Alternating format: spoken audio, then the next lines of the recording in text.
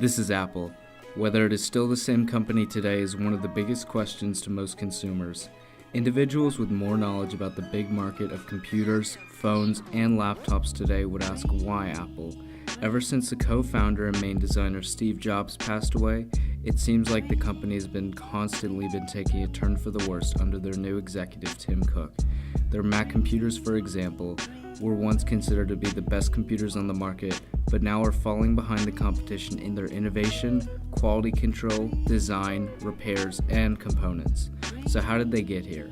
To find this out, we need to take a quick look on the history of the company.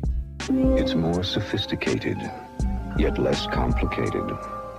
It's more powerful, yet less cumbersome.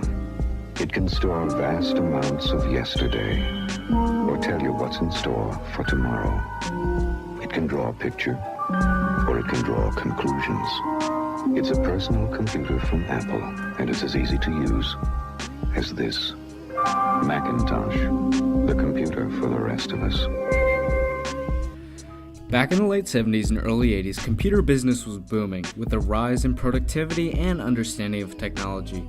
One of the many startups, Apple, was nonetheless just like its competitors Commodore and Tandy, introducing many products that changed the industry. Apple did this in many cases, like the release of the graphical interface and the mouse, although it was a stolen idea, on the Apple Lisa and the Macintosh. The release of the Macintosh on January 24, 1984 was one of the most advanced computers that made a massive leap forward in the industry of personal computing. While the product itself was groundbreaking, the price and sales were not. The release nearly put Apple Computer to the edge of bankruptcy. Steve Jobs was fired from Apple in 1985, and the company was taken over by former Pepsi CEO John Sculley, who at the time had experience in business but was not fit to run Apple. The company gained back Steve Jobs in 1996 when Apple bought out Next Computer.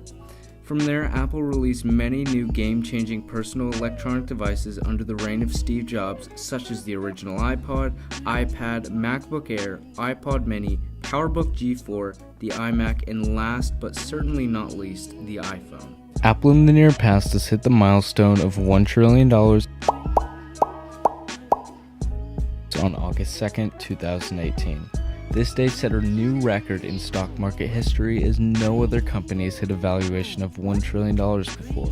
Soon thereafter, on September 12, 2018, Apple held its yearly keynote to address the public about its works for the past year, including the iPhone refresh, the MacBook Air refresh, and the new iPad Pro redesign.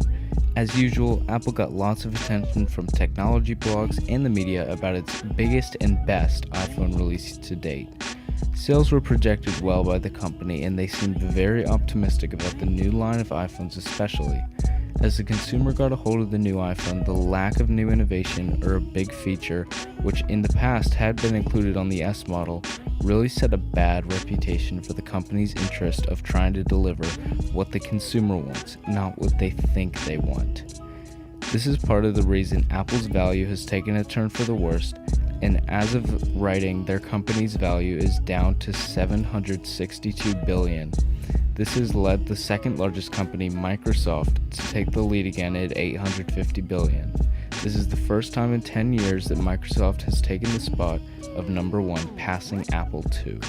To look on the bright side, we're going to show you some of the good sides of Apple for a bit, so enjoy our interviews with Apple Explained, an Apple employee and a mechanical engineer. Actually, what do you think about USB-C and the dongles and all of that? Dongles are dumb. Can I still use these headphones with the 10? Yeah, but you'll need an adapter, or as most people like to call it, a dongle. A what? I think USB-C is a great technology. Just everything needs to be implemented if they're going to sell it, right? Having Mac and the new iPad Pro with it and the iPhones and other iPads without it's kind of stupid. Once all these ports have USB-C, it'll be seamless. But for now, it's kind of convoluted with dongles. So do you think Apple is trying to be ahead of the game? Is that... Other companies are doing it. I think they just need to kind of step in. I don't think you can just fully adopt something that quickly, which is kind of disappointing, but that's just how it is. There'll be a couple of awkward years of right now, when not everything is fully supported by USB-C. Apple and other companies are doing the exact same thing. So, how do you think Apple stands out from major Android companies like Samsung and their phones, Google, the Google Pixel? What do you think makes Apple so different and special and unique? I wouldn't say unique, because all these companies are doing very similar things. Their phone designs are reducing bezels. Apple wasn't the first person to do that, but in the latest phones, they are doing that. But they were the first person to introduce a notch, which was huge. Right now, every phone you see has a notch.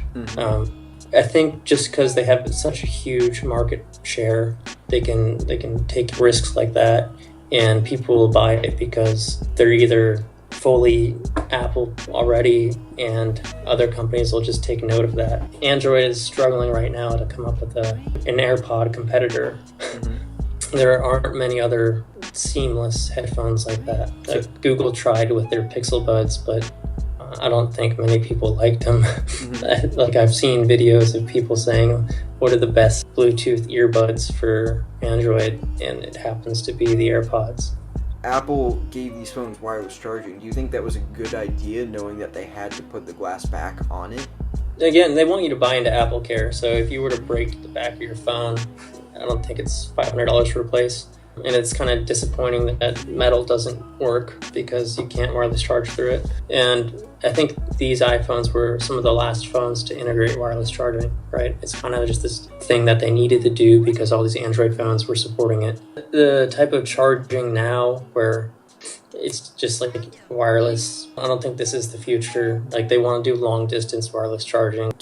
Imagine if they threw AirPods in the box.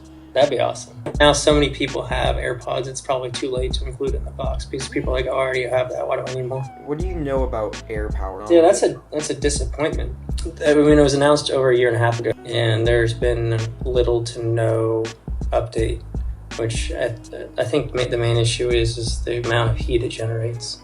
Basically had a prototype, and they're like, yep, it works. Let's announce it. And I don't think they'll do that again. But they have no wireless charger, so they introduced wireless charging.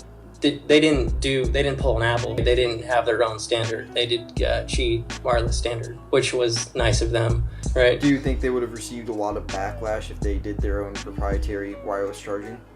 Like, the whole point of wireless charging is to charge anywhere on a table, right? It's not, oh, I need an Apple wireless charger. That'd be so dumb. It just caused havoc. Windows and Microsoft has a much larger... Apple's very, very stingy on their OS because they develop the hardware and software. I mean, same with their phones too. They don't allow anyone to build an iPhone or a phone that runs iOS because they want to be able to control from beginning to end, which in the end you make a lot more efficient like software and to work with whatever hardware you have, but it also limits the amount of people that can get it because Apple products are notoriously more expensive. That means not as many people are going to have it. So, and then, like, for Mac OS, it's a lot smaller market share than Windows because there's so many budget Windows computers and stuff. Do you think if Mac OS was sold, like if Apple licensed it out to people, do you think it'd be profitable? No. There's people that build their own Macs, and it's like a Hackintosh. I'm not exactly sure how that works, but people that want to run Mac OS and build their own computer can do it. Everything's made for PC, and then of that bubble, some of it's made for Mac. Right? There aren't many things that are just made for Mac. What do you think is the big deciding factor that somebody would have to choose between Windows or Mac, or the operating system? A lot of people don't have very specialized software they use. Like, a lot of video people will want to use Mac because of Final Cut Pro. And Mac's pretty good for video editing, but it's also limited for developers. People argue that the best Windows computer is a Mac in boot camp. Really, that's what Apple's got right now. Is their trackpads are fantastic. And it's hard to tell when you're typing if you actually click one of the keys, and sometimes it feels like it sticks a little and you don't push it hard enough and the keystroke doesn't show up. I'm sure I could get used to it, but... Just want to make sure all this information is correct. You have 188,000 subscribers, correct? Uh-huh. Yeah, you've been making videos for around 10 years? Uh-huh. And And then all your videos are pretty much about Apple products and like their history and everything.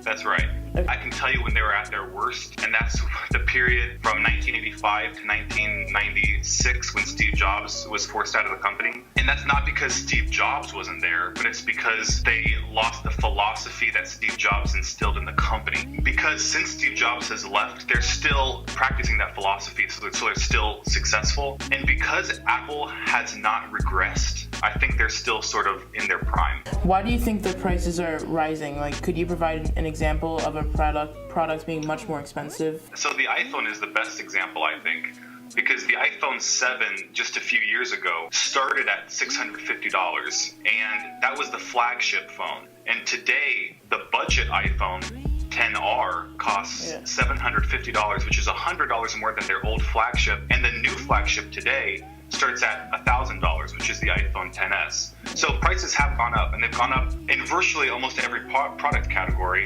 And there are many reasons for this. I theorize about this one because it's the one we have the most evidence for. Apple's sales, especially with iPhones, are slowing. So they're not declining, but they're slowing. And that's important for a company to understand because it can signify leveled off growth in the future. And if your growth levels off for a product, then you're not increasing revenue, you're just staying the same every year. So I think they're increasing the products because they need to make up for the slowing down of the iPhone sales, but to continue increasing revenue year after year.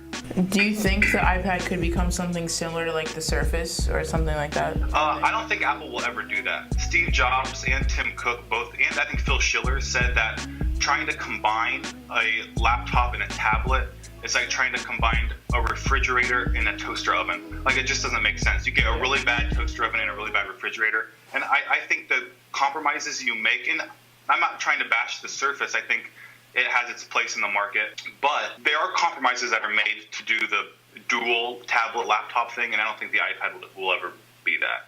I think any ecosystem, including Microsoft's ecosystem or Samsung's ecosystem, when you create an ecosystem, you're creating a family of products that work well together, and usually not as well with other products. Now, Apple is more restricting when it comes to this because the Apple Watch doesn't work with any other smartphone except iPhones, and the Samsung Galaxy Gear does work with the iPhone, but its features are much more limited. That's the way ecosystem is designed, to draw people in and to make it inconvenient to leave. Is the main thing you could use to describe Apple as a company? Their philosophy when it comes to giving users the best experience possible with their products. That's why Apple was created. It's why they're still successful. They create the easiest to use technology that works best together, most seamless than any other company. I think it's debatable, but most people agree.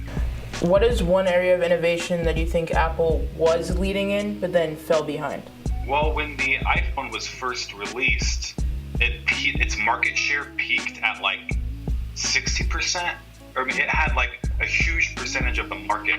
And then Android did take it over, and it is leading the iPhone in market share. So it depends on what you're measuring. Are you measuring market share? Are you measuring revenue? Because the iPhone makes more revenue than any other smartphone on the planet. And I don't think necessarily any Apple products are less innovative or relevant than they were when they were released. So it just depends on how you look at it, I guess. Why do Apple products have like a reputation of being expensive now? Well, Apple products, I think, have always had a reputation of being expensive. They are a little more expensive now than they used to be. But if you adjust for inflation, it's kind of a wash, but it is kind of more expensive. And again, it's because they're trying to keep revenue up. I mean, Apple, at one point, they were the first company to reach $1 trillion valuation.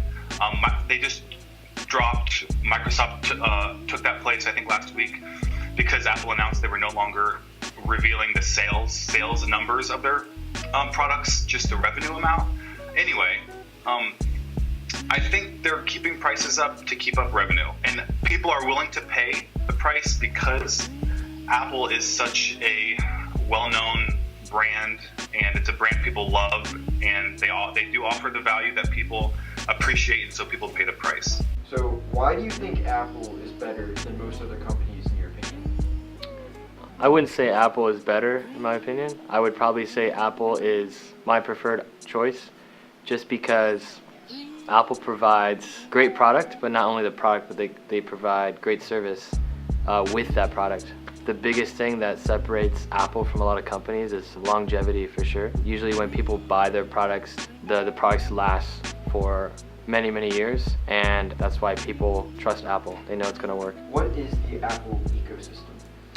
So the Apple ecosystem is very smart in a way where you can buy many products and they'll all work together as a system. I love how even if you're gonna go through a brand new product and switch away from a computer to an iPad, that everything will stay the same, all your information. They want to do that so you can enjoy all the products. So you know that Apple has been currently, declining in sales recently, right? Yeah, right. Do you think they're gonna bounce back from this recent decline? Yeah, I think so.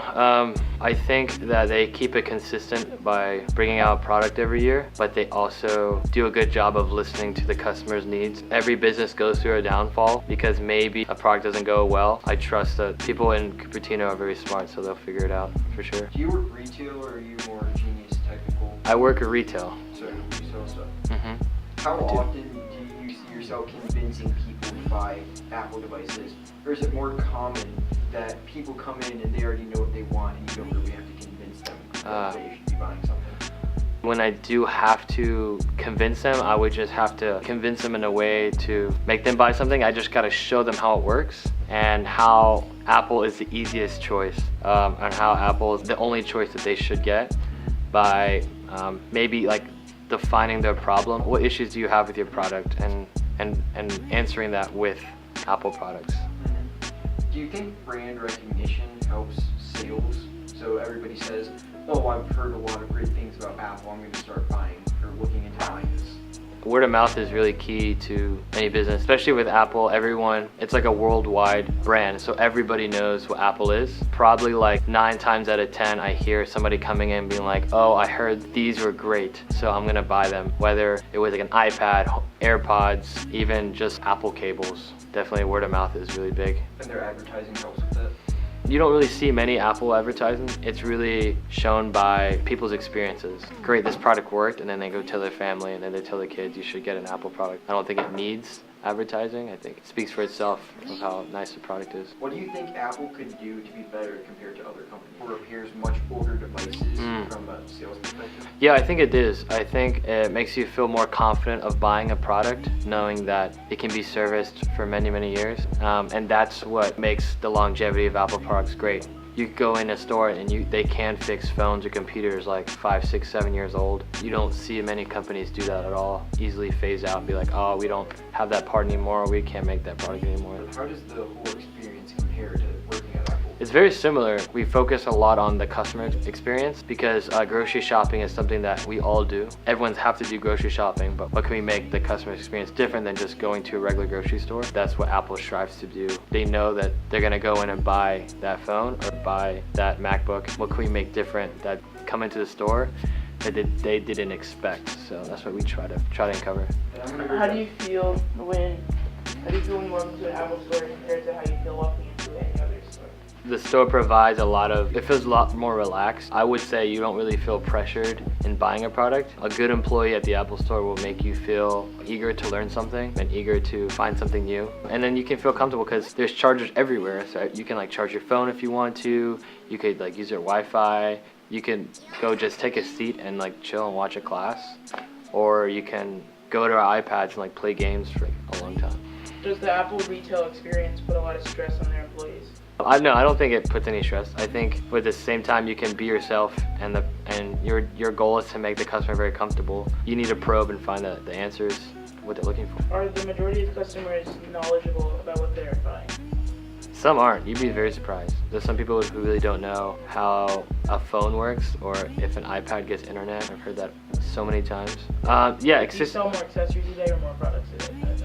Yeah, accessories is everything because you need to pair that product they're buying to an accessory or two. And it's great because it won't hurt to buy more accessories, right? You can never have too many accessories. Do you think Apple's leading in innovation still, or do you think other companies have kind of taken over?